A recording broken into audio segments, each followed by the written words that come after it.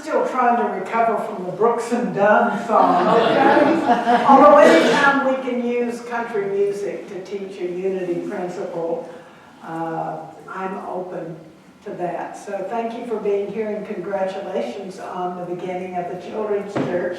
And Casey, I actually follow Odin on Facebook, so I know all about his growth and his habits because she posts about this beautiful child quite a bit. So, okay, the topic for the day is choices that make good people great. Now, if you make a mediocre choice, chances are excellent that you're going to get a mediocre result.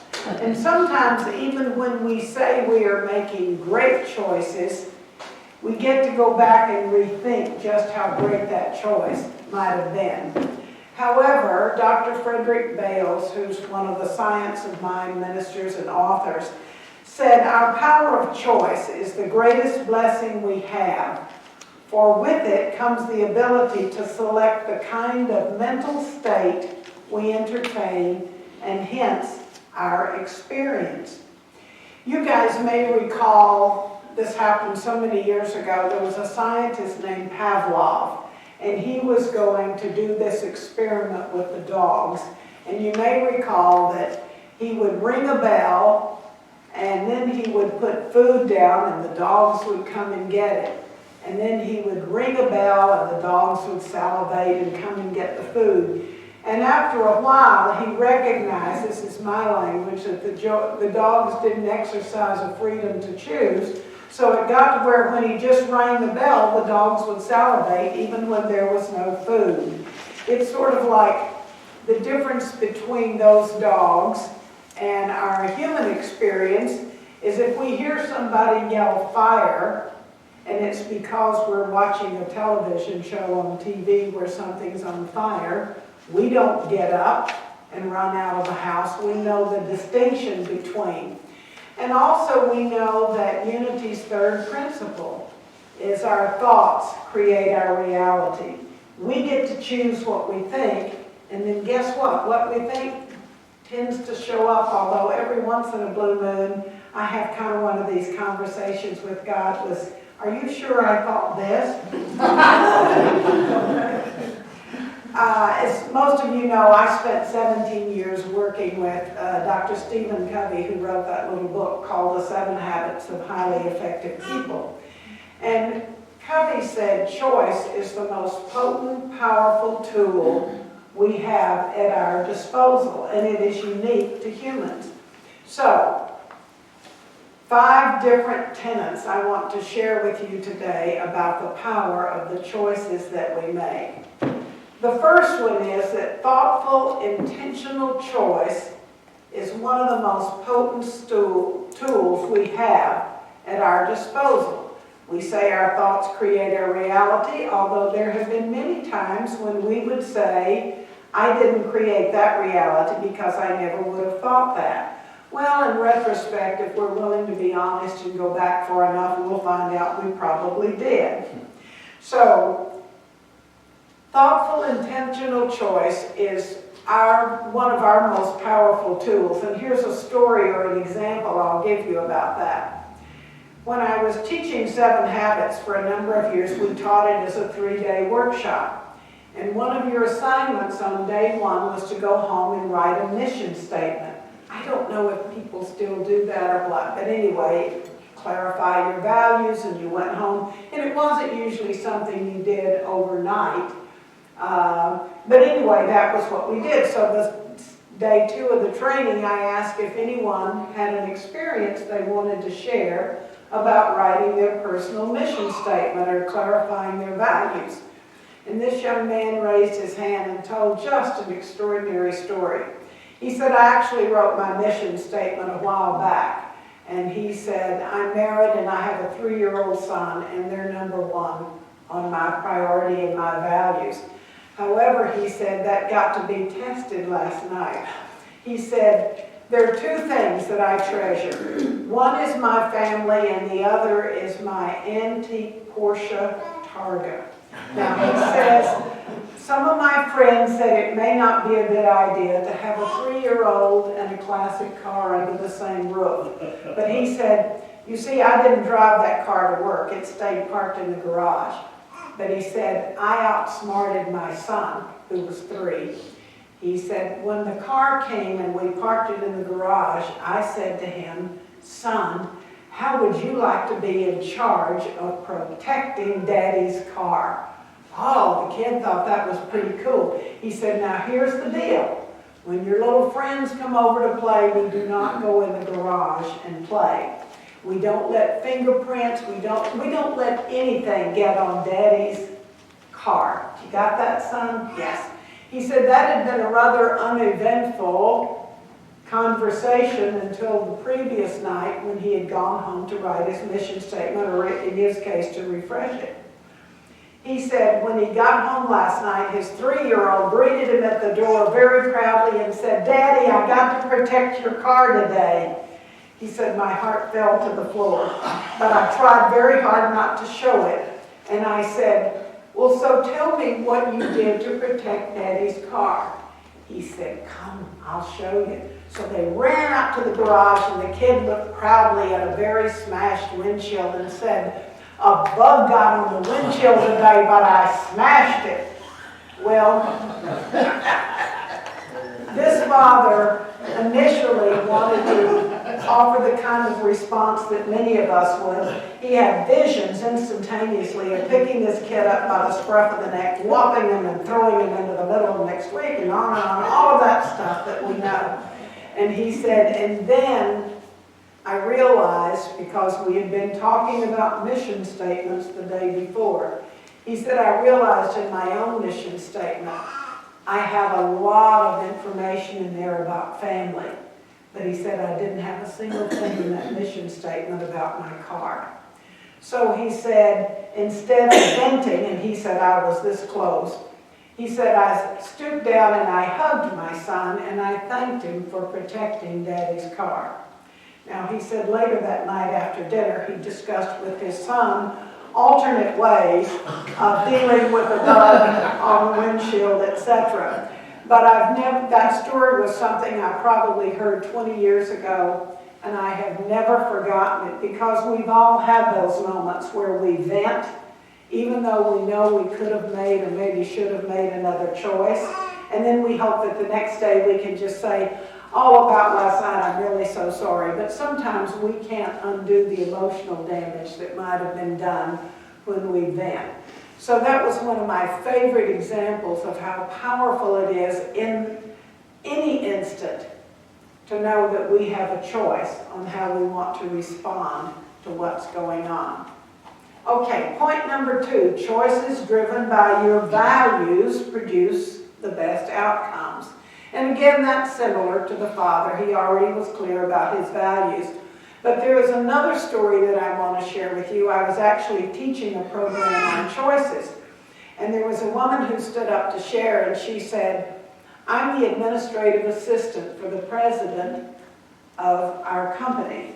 And she said, it's a job that I love the people, everything about it. But she said, one day my boss called me into the office, and he said, we're having some challenges in a specific area of the company. I don't know what that was about. And he said, so here's our 5 top customers. I need you to call them and say this to them. And she knew that what he was asking her to do was kind of fudging the truth a little bit. So she said she went back out to her desk and she thought about it for a minute, and she said, I'm very clear that one of the tenets on my own mission statement is personal integrity. And she said, I would be out of integrity if I called those clients and relayed this man's message. So she said, I have to go back in there and tell my boss I can't do it. And then she had all of these thoughts about, well, I better get my resume polished up because he'll probably boot me out of here. So she said, instead of making those calls, she went back into his office and said, you've asked me to call these people and say this. She said, when you hired me, you hired a person of integrity. What you're asking me to do is outside of my integrity, and so therefore I won't do it. And she stood there trembling, and in a few minutes the boss paused and he said, "Thank you for reminding me what this company is supposed to be about. I'll take responsibility to call those clients myself and tell them." Now, there are plenty of other examples of this kind of story where you might have been fired on the spot, which really told you more about the integrity of the company, etc. But she was actually willing to walk, if that's what it meant. But instead, because she had the courage to share, "You hired a person of integrity. It's out of integrity, so I can't do that anymore." Okay. Next tenet. You have never made your last choice because there is always a next choice. And how many of us, this particularly shows up around accepting and declining invitations. Am I the only one that's ever accepted an invitation and then later said, "Why did I do that? I can't think of anything I would rather less do or any place I would rather less go, and yet I told them I would." Well, here's our salvation. We have never made a last choice because there is always a next choice. Now, the example I'm going to give here sounds terribly trivial, but I'm going to tell it to you anyway. In the early days of Monday Night Football, when we had Howard Cosell and Dandy Don Meredith, I was addicted to watching Monday Night Football. And there was nothing more frustrating than when my friends would call up on a Monday afternoon, "Hey, we're all gathering at 6 o'clock for drinks at this place, and we're going to go out to dinner and make an evening of it. Be there or be square." And I would go, and the whole time I was sitting there pretending to enjoy this evening, I was really wondering what Howard Cosell and Dandy Don were saying about those two teams. Well, here again, when I was working for Covey and we all had to write mission statements, I don't know if people still do this, but we used to keep, well, because you do it on your iPad or your iPhone now, but we used to have calendar books, and you would carefully write down all of your appointments and your schedules, and that way if somebody said, "Can you do something on next date?" you could say, "Let me check my calendar." And as I say, we do that on our phones now. But it occurred to me that on my calendar, I could write in every Monday night during football season, watch Monday Night Football.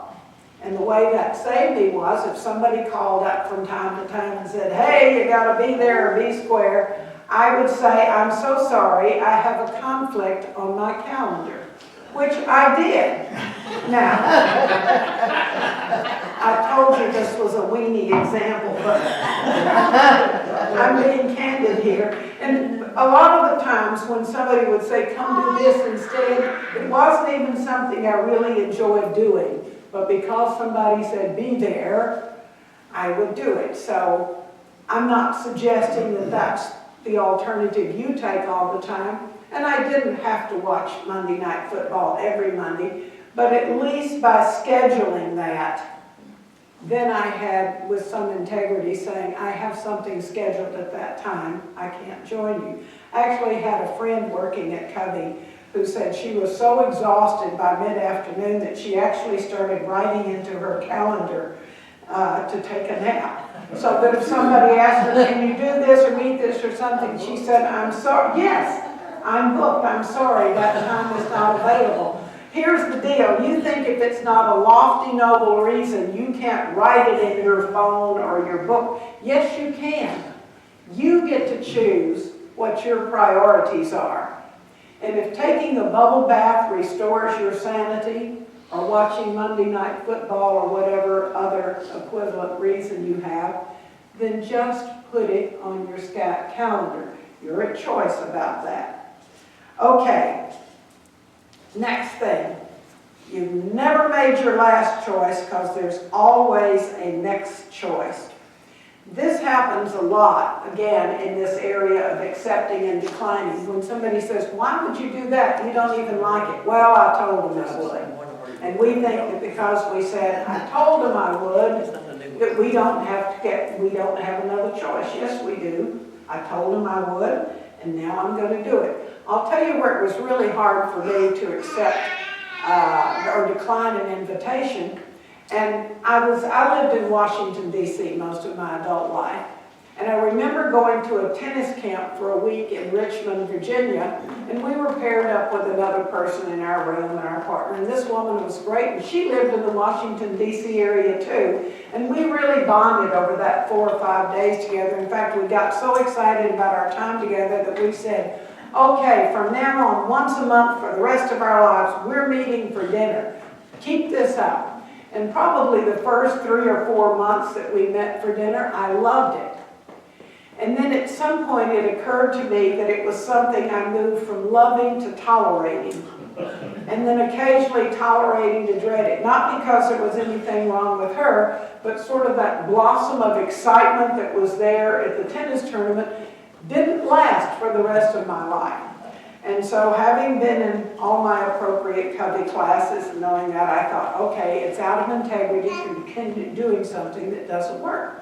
So the next time she and I met for dinner, I said to her, I have really enjoyed our monthly dinners. And I'm not certain that having to meet every month is something that serves me as much anymore. And I waited for her to lather me with how could you betray our friendship and we haven't agreed. And she said, you know what, I feel the same way. And that happens a lot too. So what we agreed was that we would meet from time to time at one of the other initiatives, whoever it was, and we probably met for about 2 more times, and then that friendship just kind of faded away. But it was a reminder to me that sometimes we don't make choices out of integrity because we've already made up how somebody else is going to respond to it. And we've already decided that if they don't like it, then we can't possibly make that choice. Okay. Easier to say no when there is a larger yes burning inside. The key here is know what your larger yes is. I'll tell you where this showed up for me. When it was my turn to take the car in to get the oil change and all of that, you know if you've had a car for a little while, it's no longer just the oil change or the tires rotating. They come out with a list of additional things, and several $100s later, you're like, what am I doing? And one night I came home and told my husband that I had gone to change the oil in the car, and he wanted to know why it cost $223 to change the oil in the car. And I said, well, they said this and they said this, and he rolled his eyes because I didn't know anything about cars. But what I learned from that is I get to choose how I want to respond. And so from that point forward, because I always thought, well, these people know more than I do, so I must have to do what they say. And so I got to the point where I could take my car in to have the oil changed, and when they would come out with this long list of things, I would say, thank you so much. My husband and I will be talking about this later, and one of us will get back to you. And of course, we never ever had to go back. The other place where it was really difficult for me to say no when everything in me argued that I should say yes was when I used to go shopping. If I had the world's nicest salesperson and I had tried on 7 or 8 pair of shoes and taken up some of the time and stuff, but at the end of all of that, there was really nothing I wanted to buy. Well, everything in me said, oh, I have to buy something. Look at the amount of time that I've taken up on his part, and what am I going to do? And so I would select the lesser of all the evils of the shoes, take them home, and then a day or 2 later, hoping he wouldn't be at the store, I would go and return them. And so I thought, okay, if you're been there and done that, haven't you? So here's what I came up with under those circumstances.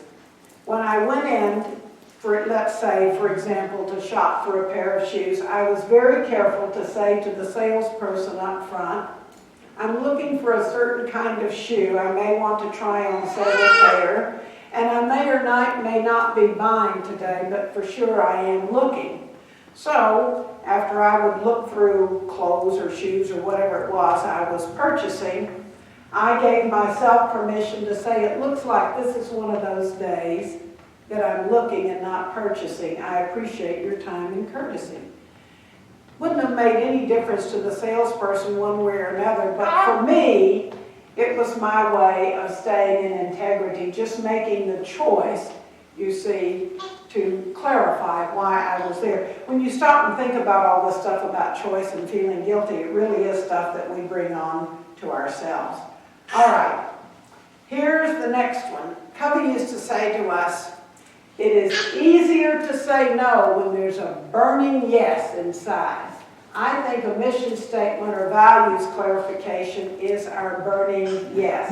If you're so clear about what your values are, it really is a lot easier to say no. This reminds me, I had another friend who was in one of the classes, and she said, you know where I really have a hard time saying no? She said, last year I volunteered to take on the United Givers campaign for our company.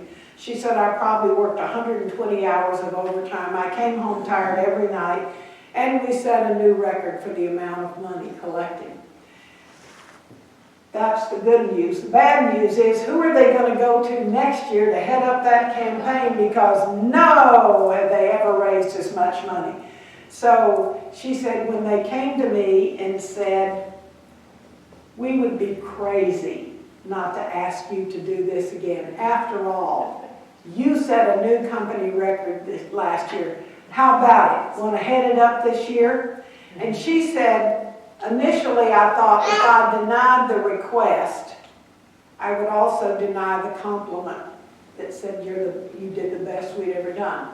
My suggestion to her was divide the request and the compliment into two separate things and respond to them individually. So in that situation in the future, she might say, you know, too, I am proud of the job that we did last year under my leadership. I'm not available to take that on this year. So separate the request from the response. We can't do that in every situation, but I promise you, you can do it in a lot more situations than you probably give yourself credit for doing.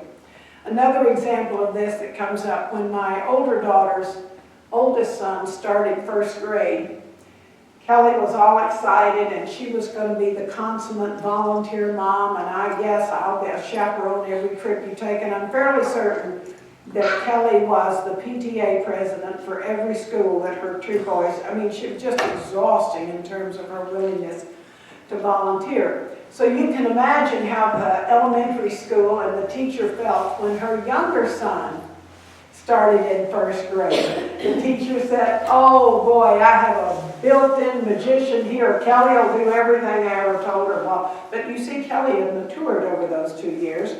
And so she took it upon herself to go into the teacher and say, I'm really eager to volunteer as much as I can in any way that you need me in this class. And I have another job. So I wondered if we could come to some sort of an agreement. She said, I will agree to volunteer for you 7 times over this next school year. You can call on me to chaperone or call me at 6 in the morning and say we need cookies here at 9 or whatever that stuff is. And she said, so I'm willing to give you those 7 days of commitment. The teacher said, sounds good to me. Now this was in September when school started. Kelly got a frantic phone call in December from the teacher saying, oh my gosh, we've got this going on tomorrow. We need an additional chaperone. Somebody can't come at the last minute, so Kelly, be there at 9 o'clock tomorrow. And Kelly said, do you recall that we have an agreement that you could call on me 7 times in the next year? She said, yes. Kelly said, I know it's only December, but here's the 7 times you've already called on me. So she created a space of integrity that she didn't have to feel guilty about, oh no, I can't accept it. And I think we don't give ourselves permission often enough to negotiate up front. I hear this is what you need, let me tell you what works for me, and you'll reach some sort of an agreement there. Okay. This business, if it's easier to say no when there's a larger yes burning inside, how do you know what the larger yes is? Well, that's not something that I can answer for you or the person. In fact, don't ask other people what your larger yes should be. You'll get a list this long and you won't be able to relate to about 2 of them. So the onus is on you to clarify what's important for you and the steps that you'll take to honor that. If you walk away and somebody else is disappointed, that's their issue. You're walking away in a place of integrity. So the purpose of sharing all of these remarks with you today is to say, if you go back to Unity's principle, thoughts held in mind produce after their kind, then we get to choose what those thoughts are. There's no such thing as a last choice. There is only a next choice. And so, or as Edwin Gaines, one of our favorite now retired Unity teachers, likes to say to us, I think when your life is driven by your values, it relates to Edwin saying, when you set fire to your passion, people will come from miles around to watch you burn. Thank you very much.